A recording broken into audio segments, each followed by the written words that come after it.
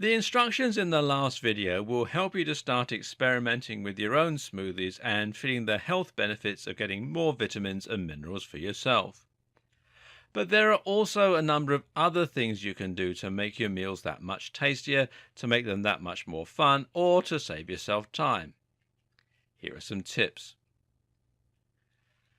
Now, there are numerous garnishes you can add to a smoothie if you want to give them a more impressive look and flavor. For example, you can sprinkle some granola or chopped nuts on top, and this will help to fill you up. Nuts are also a great choice if you're going to be using peanut butter as a base.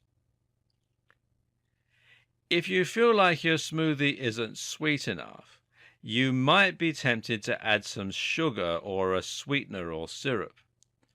Now, this isn't a particularly good idea. Adding sugar to your smoothie is, of course, only going to exacerbate the issues already associated with the high sugar content in these drinks. Meanwhile, sweeteners actually fool the body into thinking it has consumed sugar, and it will trigger an insulin response, which in turn causes us to feel tired and may be bad for our health. There are some options that people prefer, such as stevia, but on the whole, it's better to stick with natural ingredients.